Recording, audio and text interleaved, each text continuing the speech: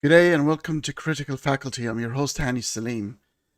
Today, we are going to be revisiting an issue that's been sort of eluding a lot of people. Still, a lot of questions floating around about the possibility of the emergence of life. And today, I've got just the right person who's spent a lot of time debating and providing information on the subject. Please join me in welcoming Dave Farina. Hello, Dave. How are you? Good. How are you doing? Very good. Thank you. I'm gonna start with a quote from the German philosopher Immanuel Kant, who said, "There will never be an Isaac Newton for a blade of grass," and he was wrong because Charles Darwin just emerged a few years later, Hmm. just to show via natural processes, without the intervention of supernatural entities, that the complexity of life forms can emerge and can progress the way we see it today. Yet there was one question, or still one question at this point, that, okay, how did it start in the beginning? And I would like to pick your brain on the subject today. Sure. So, what do you think? I mean, there are so many different hypotheses, but there are some that are a lot more popular. I would like you to take us through a couple of them of how could this all have happened. Okay. Wow. Where to start? Well, let's see. To piggyback on what you were saying, though, Darwin and the blade of grass. It's I think one of the main surprises is that in examining how life could have arisen, that there are actually Darwinian principles at play for collections of molecules, ensembles of molecules. I think that's one of the main surprises of the 21st century, is that through systems chemistry, we're finding how concepts such as natural selection can apply to sets of molecules. So evolutionary principles actually predate life before even the first living organism came about. So there were sets of molecules that were behaving in an autocatalytic fashion. So molecules that could perform catalytic function but also self-replicate. And so really the question is, what are these molecules? How did we get those molecules? And then what are the principles by which they were able to evolve by natural selection over time to get the first living, we'll call it a protocell, is I think what the popular term is. So you can point me wherever you want, wherever you want to, whatever you want to talk about first. Well, it seems that the principle of evolution sort of endured in the progressive everything, even in physics. If atoms and particles seek stability and seek reduction of energy Hmm. and seek survival, it seems to be that this is the order of the day. So it's no surprise to me that the main principles of evolution still persist even pre the emergence of the different life forms. Right. So, what are and let's address the elephant in the room, because let's the people who are or the majority of people who are sort of opposing abiogenesis or the natural emergence of life are the religious people, because it will take away the super Yeah. entity they prefer. They want to believe in unique creation, unique divine creation. Yeah. Correct, but I mean, what we would try, because they have people like Lemsky and the Discovery Institute people that are trying to prove that it is mathematically impossible. This is impossible. This could have never happened. However, the Miller-Urey experience, some 70 years ago, provided evidence that the building blocks of life can spontaneously emerge with such simple ingredients. Yeah, I mean, and that was a long time ago, and that's only making 1% of the dent into answering the question. I mean, I think what apologists try to do and do all the time is that they go, yeah, Miller Urey made amino acids, and that's all that's ever happened. Well, all right, 70 years of research since then, we've done quite a bit. So yeah, Miller Urey made amino acids.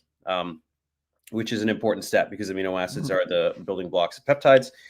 We also need ribonucleotides. So polynucleotides and polypeptides are sort of the two molecules that we're talking about here in terms of having the capacity for catalytic function. So the name of the game is catalytic function. You want molecules that do things, Mhm. right? And so in terms of As I said, there are two things. Number one, there are all kinds of prebiotically plausible synthetic pathways that have been outlined over the past few decades about how to get those molecules without any particular function, right? We're just talking about, I mean, as you said, Miller-Urey amino acids, no problem. We have them. We see them on meteorites, which means they form in space. It is absolutely Hmm. trivial to get amino acids. And with sugars, it's not quite as easy, but yeah, getting the monomers of RNA has also been elucidated, and then the way that they polymerize on various catalytic surfaces. So to get small oligonucleotides and small peptides, that's one thing. And then the second part of the question is, how do you get these particular sequences that perform some kind of catalytic function? So that's where sort of the more statistical dynamics, the evolutionary principles come into play, because you have a situation where you have all of these monomers and all of this polymerization happening, and then the different products, right? There are different rates of polymerization, different rates of degradation. Even when you get something as small as dipeptides and tripeptides, those already start. So we're talking about 2 or 3 monomers, amino acids. Those already can start to confer some catalytic activity. So you have these ensembles of molecules, whether they were in hot springs. Hot springs is pretty much the hot model. I think the hydrothermal vent is a little less probable, but nobody's obviously exactly sure. But hot springs is something that has been demonstrated in real life, in actual Hmm. hot spring settings, that this polymerization can take place. So whatever the setting may be, you have these ensembles of molecules, perhaps that they're encapsulated in vesicles, right? They're fatty acid monolayer vesicles, just little bubbles that contain these sets of molecules, and you have so many billions of these little bubbles, and some of them encapsulate an ensemble of molecules that starts to exhibit some interesting replicative behavior. Or under the metabolism first model, some people think that actually some aspects of metabolism are what evolved first. So me being far from the utmost expert on this, I know that there's people who talk about metabolism. Obviously, autocatalysis has to happen, but these sets of molecules begin to grow and perform chemistry with one another until you get these self-replicating sets of molecules. You have these vesicles now that are capable of self-replication, and so, Yes. long story short, that's how you get to a protocell. Other sciences confirm that this is very plausible because when you look at in physics and the singularity, that one dense infinite point of energy that give rise to the everything we have right now. So it's to me it's quite similar, but people are having a hard time to understand because it's linked to the roach, which is spirit in Hebrew. This is the breath of God.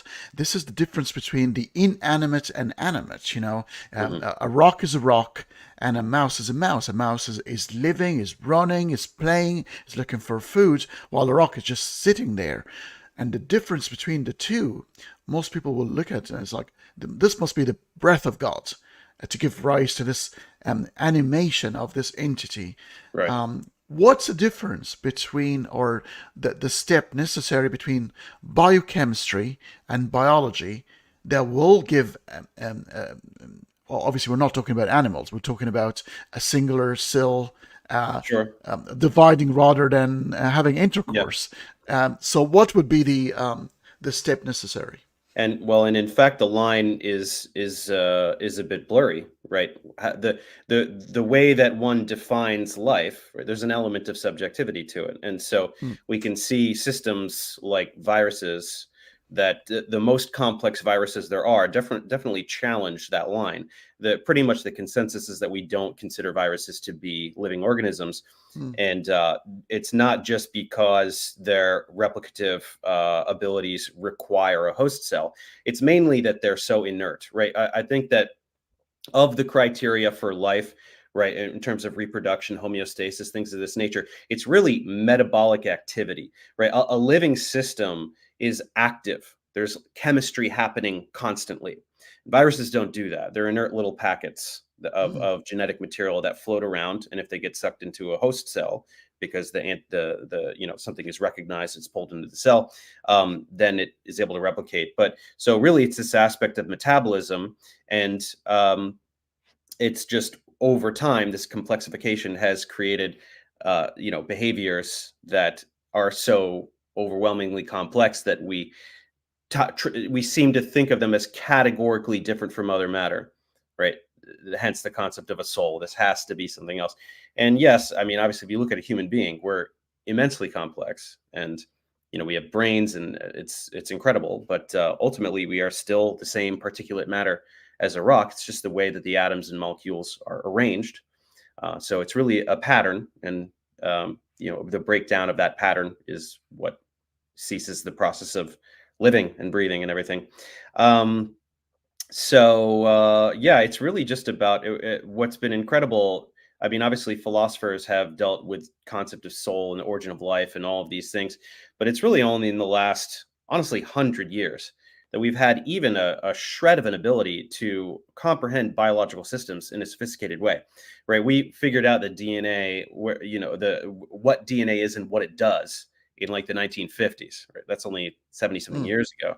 I mean, it's really the blink of an eye in terms of human history that we've had any hope whatsoever of comprehending this stuff. Then, in particular, in the 21st century, especially, we're looking at understanding molecular biology in such a sophisticated way that we can synthesize any of these biomolecules, we can synthesize genomes, we can do all of these things, we can do synthetic biology, we can tamper with life. You have synthetic biologists who are inventing their own bacterial species to see how you can manipulate a genome and what that does to a living organism.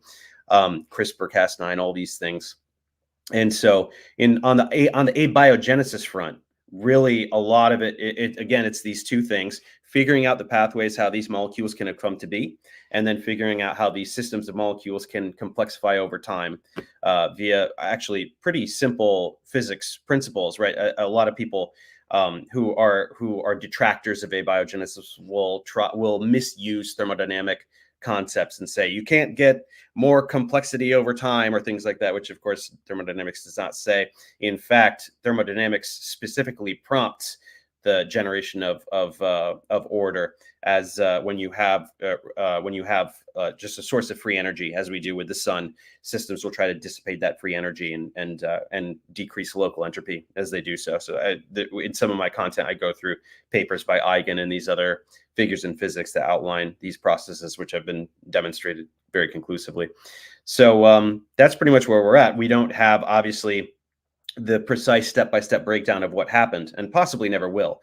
But as long as we outline these very, very plausible pathways by which each step can have occurred, that's sort of the goal of origin of life researchers. Is they go, how did we get proteins? Here are the ways it could have happened. How do we get RNA? Here are the ways it could have happened. How could we have gotten the first protocell from those building blocks? Here are the ways it could have happened, and then demonstrating these principles in the lab. So that's pretty much where it is. Is it plausible to say that money should be put on the inference of the 500 million gaps that we had in antiquity, and the answer was always God, and the God sort of answered over time: lightning, thunder, rain, floods, Disease, and we etc. disease, and then we understood everything, and every time we looked objectively without any biases. I mean, if God was at the end of this, we would have said, okay, there is a God. But every single time we've looked into these things that looked from the outside as miraculous or fantastic, and then we end up being explained away with such a very simple natural steps. So, and now maybe there's about 3 or 4 gaps left. Is it sort of plausible and very, very reasonable to say, I bet the answer to this will also be natural? Yeah, I mean, that's the way I see it. I think you're being generous by saying 3 or 4. I would say 2 at most: the origin of life and the origin of the universe. And honestly, where we're at with origin of life research, I don't see too much room for God of gaps there either. Yeah. People, Cosmology, people, you know, people add 2 elements, and I agree with you: consciousness and morality. And I but wouldn't these are even I wouldn't even say morality. I think morality is very easily explained by evolutionary biology. agreed. Agreed. Consciousness, I think, is harder. That's a much tougher. Okay, so I'll give you 2. I'll give you consciousness and the origin of the universe Yeah. that are certainly not. fully understood by science. But as you said, if you just look at the history of science and you look at all of these tick marks that have been checked up, God, nope, it's a thing that we understand. God, nope, it's a thing that we understand. Just extrapolate that, right? Just that we don't understand something. I mean, the God of the gaps has become such an unbelievably weak argument for anything, for any theologist to make, that apologists know how weak it is and they run away from it, right? Even though they will preach God of the gaps, they will go out of their way to say, no, it's not a God of the gaps argument. And they will do a lot of hand waving and rhetoric to try to pretend it's not a God of the gaps argument, when truly it is, because all they're doing is trying to poke holes in science and say, therefore, God. That's pretty much it. Thank you, Constellation Pegasus, for the question and for the super chat. But I think this is quite relevant because predation, the act of eating other life organism and escaping that sort of destiny, that sort of accelerates the need to change and the evolution. So, do we have any evidence of very, very life forms? And when we talk about Luke, everybody thinks about the first cell as actually one lone cell. I would like it to shed some light because a lot of people think, yeah, it was just a one cell and not a colony. Do we have any evidence that such thing happened in the very early stages of life? Well, I mean, as at the very latest, we know that one of the main drivers of the Cambrian explosion was the evolution of large scale predation. You had animals really hunting and eating each other. And so developing adaptations to be able to hunt and also to evade predators. That was one of the main drivers of that incredibly dramatic radiation. We saw many new phyla evolve in a relatively short time span, a few tens of millions of years. Prior to that, though, I think that if you want to talk about endosymbiotic theory, and so the basically the evolution of the eukaryotic cell, I think that may involve a period of predation, right? When different kinds of prokaryotic organisms were first existing, and then they began to sort of engulf each other. I don't know if that counts as predation or not, but Yeah. under endosymbiotic theory, that's how we got many of the eukaryotic cell organelles, right? Chloroplasts, mitochondria, where they were their own self-contained prokaryotic organisms. So prior to that, I think when we're talking about protocells, that, as far as I know, that would be a lot of speculation. I'm sure somebody else out there would be able to answer that better. But in terms of those very, very early stages, because the thing is, we have fossilization, right? When we go all the way back to very, very soon after cellular life began to exist, we have some fossilized evidence, very early fossilized evidence of that. But in terms of very first protocells, there's not really too much information to go on. But whether it was truly a singular cell, if all life on Earth is truly the offspring of a single protocell, that may or may not be the case. We're not sure. How improbable is the abiogenesis event? It definitely depends on where you label, right? Where do you draw the line? When you have these systems of molecules replicating in vesicles, where is the precise point where you say, oh, that is now life? I think that'd be hard to define, to be honest. But however the lineages go, I'm not sure. And perhaps we'll never know. Yeah, because the Luca, the lost universal common ancestor, doesn't really say that this is the first No, colony of cells. It's right. it's the one that we can point to in terms of, okay, here comes everything. But there could have been generations Yeah, of many unsuccessful precursors. lineages Yeah, of protocells. yeah, Absolutely. And in yeah. fact, that's very probable. Yeah. Yeah, and it seems to be precursors is the order of the day in terms of a lot of disciplines, because it seems to that every finished model, comes complex and sort of adapts to life and everything based on previous models and precursors that might have survived a little bit or might have never survived at all, but Mhm. they're like constant multiple attempts. Yes. Yeah, I mean, the thing to understand is that, I mean, everyone knows molecules are very, very small, right? They're very, very small and they're very, very numerous. So there are so many little pockets all over. We're talking about the entire Earth here. There are so many trillions upon trillions of opportunities for these interesting events to occur, right? When you have these molecules encapsulated in vesicles. So different systems of molecules are stumbling upon different features all the time, perhaps on a daily or even hourly basis over a period of several million years. So exactly what happened where and when that was brought to another population of molecules, and I mean, if I'm being honest, I don't think we'll ever find out exactly what happened. Right? All we can do is outline the what we know to be the best possibilities, rank them in terms of probability, and say this is probably what happened. Try to find some evidence in living organisms to substantiate it, but it's a tall order to say in this region this particular set of molecules came about and then this is the way they were able to, it's just it's pretty crazy to think about. Yeah. Yeah, and this is the problem. There are certain type of people who would always point out at areas of ignorance, Hmm. and there might be areas of ignorance that will remain permanent because of, it just that you're completely, you won't have the tools. You can't really sort of speculate exactly what happened, so there might have end up being some gaps somehow. And there are certain people who are so driven by extracting decisions in life and convictions on the back of areas of ignorance. And Hmm. for the life of me, I don't understand, why would you do that? Right. But I think Why? there's a very important distinction. There's the kind of ignorance where we just have no idea what could have happened, and there's the kind of ignorance where we have many plausible explanations and we're not sure which one it was. So the analogy I always use for these kinds of apologists is to say, we don't know, we don't know. It's like, all right, you're trying to come to my house. How did you, and you show up at my front door. Did you drive? Did you take a bike? Did you take the bus? Did you take the subway? Here Mm-hmm, are all these ways you could have gotten here. I'm not sure which one it was, but because I don't know which one it was, I don't think you arrived in a poof of smoke from divine intervention, right? You probably did one of these things that all people do that we know are very obvious options. mm-hmm, So, but that's what the apologists try to do. They lie about our status of, of knowledge, right? All of these different ways that we know, they pretend it doesn't exist. And because there's no firm consensus, right? This is exactly what happened. They say we're clueless, right? We don't know what happened. We have no idea.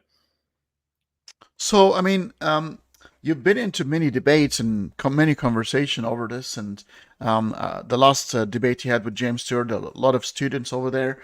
What was the final analysis of the whole thing? I know the experience was a bit weird. The blackboard, if it's not on the blackboard, it's not there. Kind of weird Yeah, stuff a lot going of on. pageantry. But the future, these young bright people sitting there, were did you get a feeling that, okay, well, these guys are the future, and therefore they might go where the evidence is going to lead them? Or you still found, okay, there's a lot of younger generations who are still going to be invoking supernatural I entities? don't know. None of the students, the people that were on James's side, were his church pals that he Oh, bussed in. are you kidding? He Church literally people. he took three the f- all I he took the first three rows, put reserved signs on all of them, bussed in his church club, and filled up the first three rows. Oh, These are that's not students. cheating. Yeah, I mean, I almost had it in me to go and rip down all the signs, but I was like, whatever, let him have his little game here. We'll see what happens. But anyway, no, all anyone who is actually involved in academia who isn't an apologist understands, is on the side of science, which is the side that I represent. He's the science denier, and he's getting cheers from his church club. So those are the people who have absolutely no idea what either of us are talking about. And those are also the people who are impressed by James writing amino acids on the board. Like any freshman biochem student can draw amino acids. And they're like, he's so smart. And Dave can't write amino acids. Like, I can write amino acids, but it's a straw man, right? There's literally no point in me picking up chalk. So that was his tactic, was I'm going to write something with chalk. The idiots that follow me will be impressed. There's nothing for Dave to write, right? The schema are in the papers. It would take 20 minutes to write out the schema. It wouldn't fit in the board. It would take too long anyway. And they're in the papers. So I show him in the papers, but then he can just go, oh, you didn't write it in chalk, so I won or something, and his followers look great, So that was his approach to the whole thing.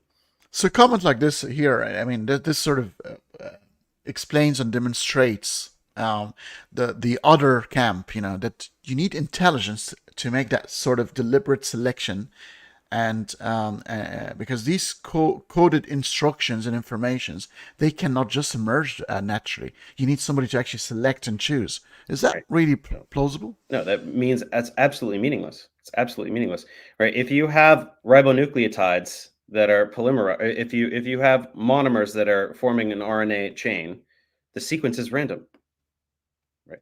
Therefore, the type of function that it can serve is random, right? Then you need a selection process, right? And that's natural selection. If there are emergent properties of replication, then whatever replicates most efficiently will proliferate in a statistically significant way. That's natural Hmm. selection. There's no intelligence. There's nothing intelligent going on here. It's all random processes.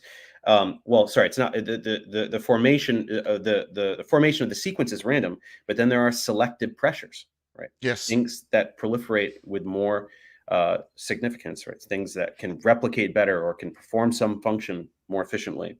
That's selected for, right? There's no intelligence.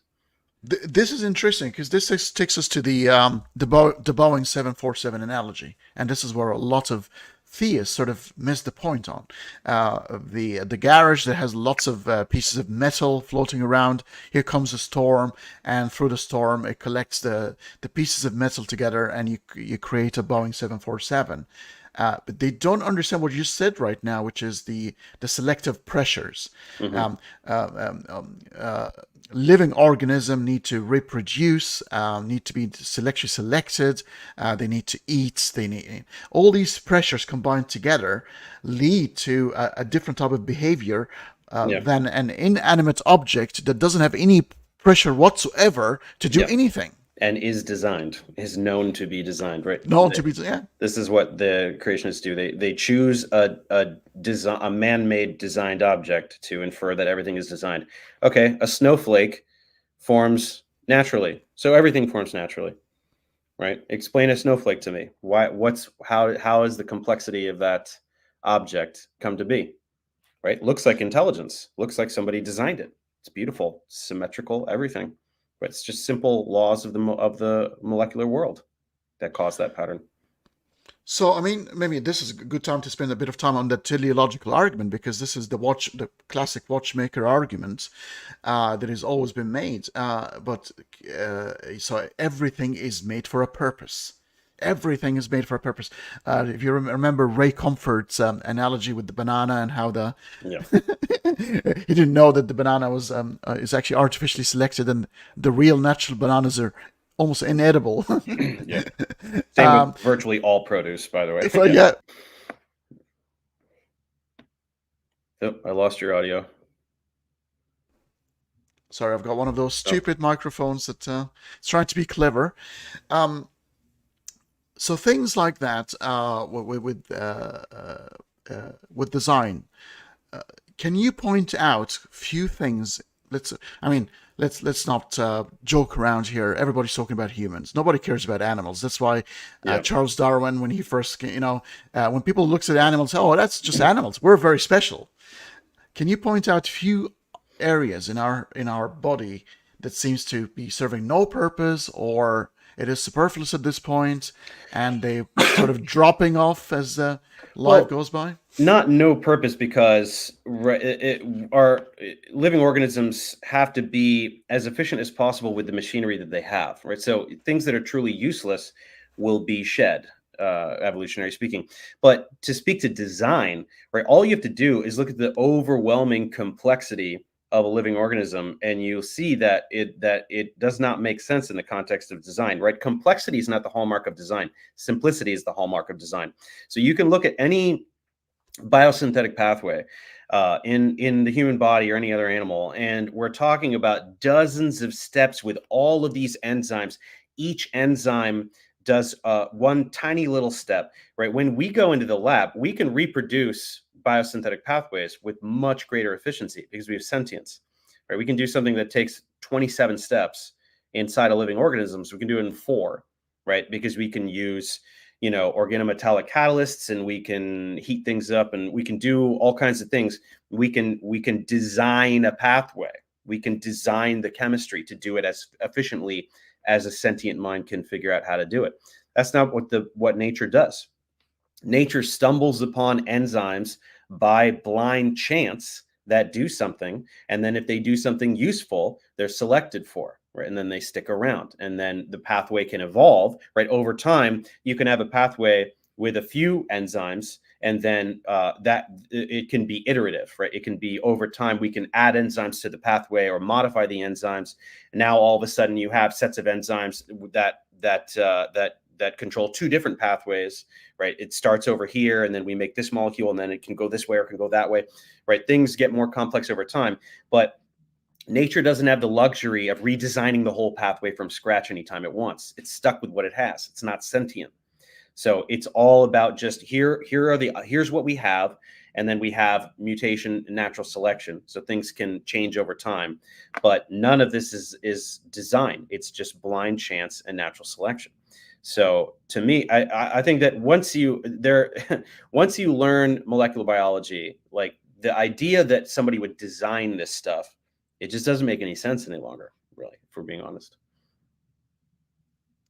Um, a theory of anything, it tries to explain a natural phenomena. The proponent of intelligent design, and that's why I've been thrown out of so many legal cases in the United States. I think 5 altogether, including the most recent Dover one. Mm-hmm. And rightfully so, judged by, I think, a Christian judge at the time, saying Yep. this is not scientific because it doesn't give you an explanation. All what it says, and so are the opponents of the abiogenesis, all what it says is what you're saying is impossible, but it doesn't propose anything. Does Yeah. it's not a scientific theory then? Well, There they're is no not. scientific approach. Yeah, they're not scientists. They're wearing a scientist disguise, right? That's what the Discovery Institute does. Although honestly, they're not really even trying to do that very hard anymore either, because they failed so miserably. They're just going straight for COVID conspiracies and other like alt-right stuff. But no, they. Here's the thing: the only times that they've ever, like, obviously people have brought this up. What you're saying is not science. It's not falsifiable. You're not making predictions and so forth. And then somebody like Michael Behe is like the only guy who is like, okay, let me cautiously like make a prediction, or let me cautiously say something that could be falsified. It's immediately falsified, right? In my Behe debunk, I just go over some of the assertions he's made and how, if this could, evolve, then it would show that what I'm saying, irreducible complexity is not true. It's like, well, here we go. We showed you, here's 3 examples of an irreducibly complex trait, according to your definition, that was observed to evolve. So you are wrong. They ignore it, or they make up some pageantry to hand wave it away using as much jargon as possible. So their readers will go, I don't get it, but you sound smart, so you're probably right. And then they just continue on their proselytization, These type of debates require certain specialized knowledge. You can't just be going as a layman and listen to a debate where it talks about chemistry and biology with a lot like enzymes and lipids and terms like that, and pretend to understand. Unless you have at least a decent basic background of what's been said, you will be using your confirmation bias. You're going with Sure. You're Christian, and it's the other guy talks a bit more and sounds like and gets a bit of upload from the crowd. I mean, that sounds about right. Yeah.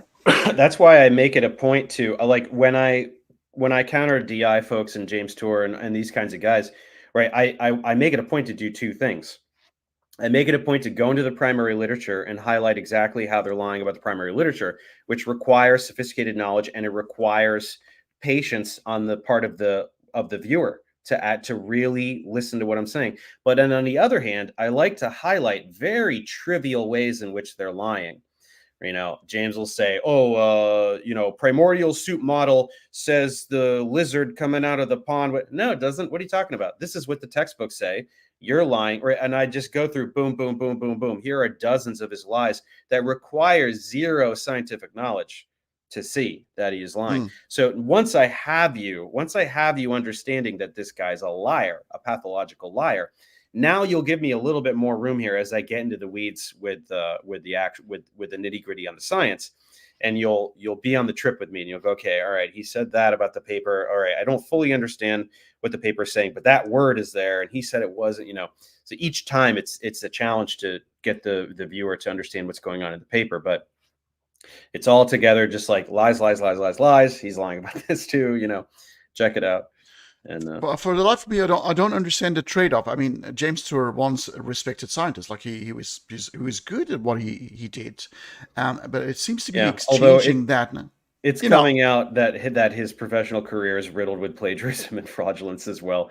A number of already. people have been coming forward and talking about, yeah, like I'm not going to pretend he has never done good science. Like obviously he has done good science in his field, but his H index and all his citation count and his publication count Oh, are dramatically inflated with fraudulent work and plagiarism and things like that. But yes, I mean, yes, he is a real scientist and he does real science. So I'm not going to take. I mean, if you're in his place, I mean, what would you? I mean, his credibility amongst his peers. I mean, Yeah, how is it's rock going to be bottom. horrible. I mean, he's a joke. Like he even says it in his content. Like somebody said, if you could redo all of your interaction, all of your work on commenting on Abiogenesis, would you change anything? And he's like, I probably wouldn't even do it. Everywhere I go now, I go into a room and everyone gets quiet and they're like, oh, tours here, like, get kind of snickering to themselves. And like, he's just a complete pariah. He's a joke. But the thing is that he's also a gigantic bully, right? So it's like Wow. people haven't spoken out in the past because he has control in that area of nanomaterials and he can ruin people's careers. And so, yeah, just the way he treats his colleagues, the way he treats his grad students, things like that. Anyway, I don't feel sorry for him whatsoever, but yeah. So should we expect Expelled Part 2 on Netflix soon? Which one? People, remember that Expelled, where all these biologists, who don't believe in natural selection and evolution, they were expelled from universities around the world because they were not following the curriculum, Oh, and they start crying and. yeah. I mean, if you don't believe in biology, why are you trying to teach biology? I don't know. I don't know. Yeah, they You like see, to play the victim. this conversation is going to be subtitled into Arabic because my audience is mostly Arabic, and this is the conversation I'm going to be having with them in Arabic later on, trying to explain the basics. Mm-hmm. But in the Arabic world, we're still battling. There is a conviction. It is about Okay. 70 or 80. Hey, buddy. Hi, buddy. Give me 1 minute. I'm talking on the. Can you close the door? Thank you, buddy. Sorry. That's all right. 70 or 80% of the population in the Middle East still believe firmly that evolution has been replaced in the West, that evolution is no longer taught, and it's proven to be wrong because the missing links.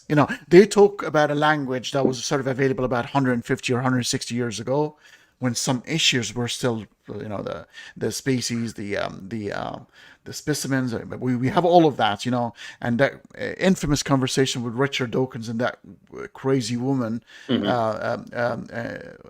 the evidence? Where the evidence? And Richard Dawkins would be telling her, yeah, they're all over the museums, but they don't understand that. Can you confirm that universities around the United States at the moment teach evolution as the backbone of biology? Of course, it is the cornerstone of biology. If you learn biology, you are learning about about evolution. I mean, that's just how it is, right? I mean, people are just completely delusional and don't want to accept reality, and that's pretty much what it is. So if you want to teach creationism, you're gonna have to be homeschooled, right, in the United States. Otherwise, it's not Yeah, gonna fly. it's not science, right?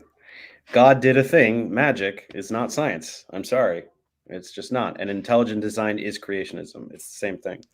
It's just a marketing campaign. What about those sophisticated theists that sort of wing it whenever they can, and they go, "Oh, my God is a fantastic one. He did abiogenesis and he did evolution." Hmm. How do you falsify such position that keeps moving?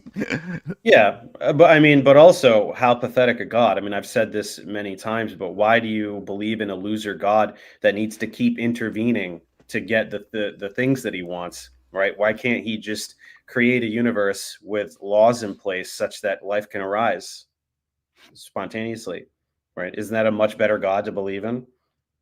See, that's the thing, is that detractors of abiogenesis and evolution, all these things, they need to believe, or they need to portray scientists as angry atheists, when in fact it's just absolutely not the case. To accept evolution, or even to accept abiogenesis, is not to be an atheist. I happen to be an atheist.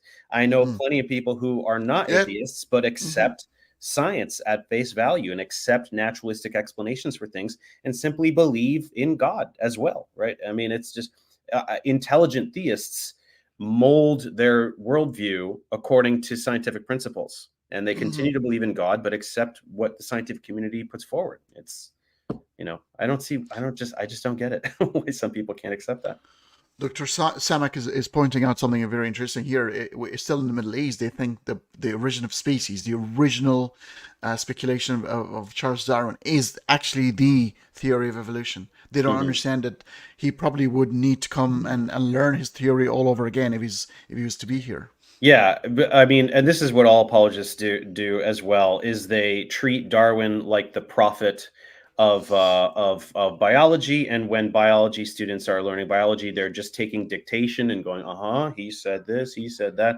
Darwin, he wrote that before literally the entire field of genetics, Hmm. right? His Origin of Species predates Gregor Mendel, who Yeah. invented genet. Like, it's just like the when apologists pretend that Origin of Species is the only book you need to understand evolutionary biology, it's like pretending that Newton's Principia is all you need to understand quantum mechanics. Like, it's that ridiculous. It's hundreds of years ago, maybe not as far back as Principia, but it's completely antiquated compared to where the field is now, whether you're looking at biology or physics, right? Everything is evolving so rapidly, and we don't talk about Darwin really at all. Darwinian principles are but a small nugget within the larger modern synthesis of evolutionary principles. So where from here? What's the future of this particular field of science? I guess people are going to be chatting and invoking God and debating God, but I think there is a bit of serious work going in the background. You know, scientists always Yeah. will always work silently in the background, and there's a lot of noise by the people around them. But there might be. A conversation being called in the next few years, say, hey, we found something really interesting. What is happening at the moment that is exciting in the research of in abiogenesis? I mean, from my perspective, it's all systems chemistry, right? We're finding where these emergent properties arise with sets of molecules. So, Gerald Joyce and Jack Shostak and some of these guys. I mean, there are dozens. Those are just some of the guys that I focused on in my content, but there are hundreds of researchers working on systems chemistry, possibly thousands, and just doing different things, like figuring out what ribozymes can do, how self-replication can take place, the different mechanisms. Right, first it was all about ligation, but now they're doing it with actual polymerase activity. So different ways replication can take place, different ways sets of molecules can synthesize each other, different ways selection can occur among collections of molecules. The metabolism first, people are looking at what is the simplest set of molecules that can bring about some metabolic pathway. The synthetic chemists are continuing to elucidate paths by which these constituent parts can have come about. Some people are looking at natural settings. Dave Deemer is doing stuff in hot springs. What happens when we put these molecules in the hot springs? Oh, we got the wet dry cycling, the polymerization. There's just, I mean, it's a very, very vibrant field, right? Apologists try to pretend, right? James says it's a boutique field. There's a dozen people work. No, there's thousands of people doing this in all kinds of things. Some of them, right? That's the thing, is that it's a multidisciplinary field. So there are a lot of collectives within abiogenesis research that bring together people from disparate fields. So you have groups that have synthetic chemists, physicists, biologists, computer scientists, mathematicians, just many, many different, geologists, astronomers that are all working on this one goal, because it's very multifaceted. So yeah, I mean, I'm probably not the number one guy to ask exactly what the forefront of the field is, but when I've been looking at, systems chemistry is the hot area definitely at the moment. I mean, this comment right in front of you here is one that is sort of I've been addressing for years, and it seems not to sink in, about the micro and the macro evolution, and they're part of the bigger thing. Micro evolution, just add time to it and a bit of genetic drift and geographical drift, and voila, you got speciation, which is macro evolution, which is species for into another species. Why are the theists find it very difficult to understand this concept? Because when you think in the hundreds and the thousands of years, yes, I can understand adaptation and subtle changes. But once you go into the millions, and a group of the same species migrate to different area that has different climate, different food, different predation, when they take a different path in evolution and therefore morphologically change over time, over millions of years, and eventually when they meet, they can't mate and they have no viable offspring, and what we call speciation. Well, why is this difficult to understand? so first of all, young Earth creationists deny geologic time. Right? They deny that millions of years have passed. Right? So there's that. Then there's old Earth creationists. But in general, I'd say that I think a lot of people have a hard time understanding that extant life is but a tiny little fraction of the forms that have existed. And so if anyone studies the tree of life and all of these, right, with every phylum, you have a stem group and a crown group. So stem groups, all of those organisms on that stem lineage, they don't exist anymore. But we have these specimens, we have fossils for all these thousands and thousands of species. And so if you are knowledgeable about the fossil record, you can fill in all these gaps and you fill in all these lines. But people who never look into that whatsoever, all they see is extant life. And what they think evolution is a frog turning into a duck, or you know what I mean? Like they just make these ridiculous leaps that have absolutely nothing to do with evolution. And so if you look at it that way, yeah, that does sound ridiculous. It didn't happen and has absolutely nothing to do with evolutionary biology, right? It's not one form magically morphing into another extant form. But if you look back, if you actually learn about the evolution of tetrapods and, go from fish through early tetrapods and then, amphibians and reptiles and birds and mammals, and then the evolution of mammals, the evolution of primates, the evolution of hominin species, it's really over the past 50 years, so many things have been filled in. And the analogy I make, right, it's like a big jigsaw puzzle. Obviously, in the time of Darwin, is a 1,000-piece jigsaw puzzle, and we had 27 pieces. Now we have 882 or whatever it is, right? We have so many more pieces.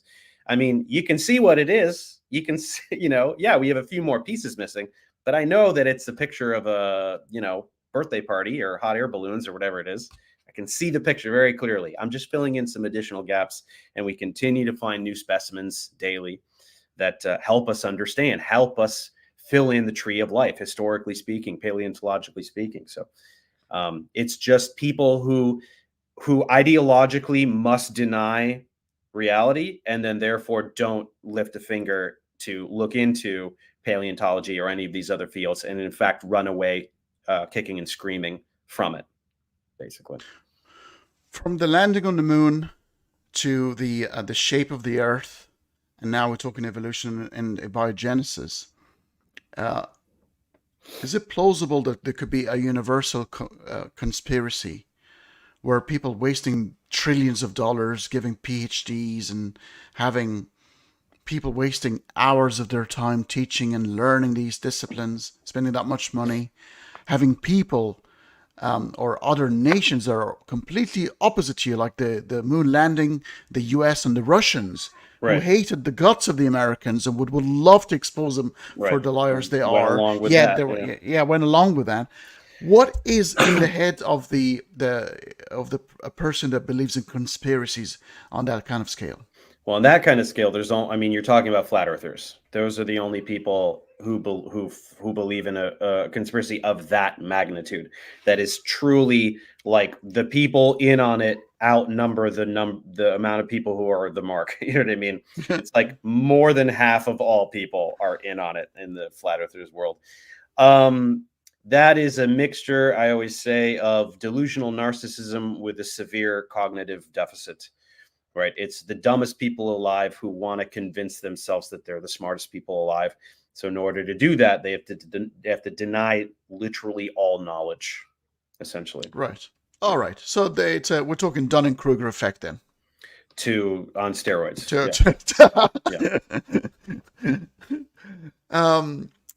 Dave, I mean, probably the last part now, we're hitting into sort of 50 minutes, so we've got another 10 minutes to go. And prepare your questions, people, if you'd like to ask a few questions. Do you think at some point, with the amount of serious research, and given our success, a couple of days ago I had an episode about Peter Higgs. He passed away, and I had to explain to people what the Higgs field, and it gives mass, or most mass, to everything, and it's why it's called God particle. To my amazement, that a lot of people didn't know much about it. Mm-hmm. But Peter Higgs hypothesized something in 1964, and then we witnessed it in 2012. Mm-hmm. Given time and tools and the exponential growth of our detecting tools, is there a chance that we're going to unlock the secret of the emergence of life? And if so, what will be the position of those who say, no, it didn't happen? Would they go, oh, you guys were right, we concede, we'll change our position? Or will they change the goalpost again? Of course they will change. I mean, if anything that researchers do, well, I mean, I think what it would look like is systems chemistry will evolve to a point where we can figure out how to get systems of molecules to produce something resembling a protocell, right? So perhaps one day we'll show a protocell forming in the lab. Creationists will say, "See, it takes intelligence to make life." That's all we'll say. Yeah. Yeah. So it's basically, they're always going to have a position that is unfalsifiable. So it's Correct. Yeah. Yeah. Yeah. It will be lost on them that the principles that the researchers are demonstrating mimic prebiotic conditions that can have been achieved on the early Earth. Right? We're saying this is the chemistry that could have happened. Right? The conditions are plausible. Everything about this is plausible. This is a proof of concept. Right? We're performing this to show this is something that can happen in nature. That will be unintelligible to the creationists, and they'll just say, "You're intelligent, right? These are the trapdoors that they need to manufacture in order to cling to their faith." But I mean, I think it'll be convincing to some, just not all. And unlike the theist jealous God, the deist God is one. It's been perceived to be one that cares for everybody, regardless of whether they believe in him or not. Which is, I believe, that's science. Because while the denier of science would deny, science is not, I can't trust it. It's not. This is not true. There's a flat earther will be talking to his mom on the phone, following a GPS signal in his 4x4, not knowing that GPS is a production, obviously, with general relativity, and it will not work on flat Earth, and will benefit from everything that science provides, yet deny everything about science, but benefit from everything that science would give him. Welcome to the world of cognitive dissonance that the flat earther represents. Yeah, they're talking on the phone. It's going to space, to a satellite. It's the space that they pretend does not exist, and the satellites they pretend do not exist. You can literally see the ISS with the naked eye, right? I mean, it's just, at a certain point with something that far gone, I mean, it's a study in human psychology. It just has nothing to do with science after a certain point. Yeah. Thank you very much, Dave. Do you have any finishing comments that you like to say? And not really. I mean, I'm pivoting to some other stuff, but I think that there have been a lot of requests for me to do academic content on abiogenesis research, and I think I'm going to follow through on that. So that would be outside of the context of any debunking, but just sort of doing my best at summarizing the evolution of the field, as it were, over 100 years or so, and just trying to dig into all these pockets of that research. And so hopefully that will be a very good resource, because it seems like it does not really exist at the current time. And folks, please, in the description of this particular video here, it's Dave's channel. He's very close to 3 million subscribers now. Very, very close. The amount of information and the wealth of education in there is unparalleled. I mean, honestly, one of the best educational channels you'll ever come across. They're very succinct. They're, 10, 12 minutes. And I feel very sad. I feel very sad when I look at your educational stuff and see the viewing of it versus the arguments and Yeah. the Well, the some of quarrels. them accumulate a lot of views over time. That's the only difference, is the debunks do pretty well, pretty quickly. Yeah. Yeah, the tutorials slowly accumulate views. So I definitely have tutorials with millions of views. It Yeah. just took 8 years to get them, Yeah, but Yeah. I wish people go there, have a look at the amount of information I learn from it every day. It's a kind of a reference place for me. So thank you so much, Dave, for all Yeah. your endeavors, and may these years last forever. Absolutely. Yeah. Thanks very much. All right, folks, thank you very much, and we'll check you later.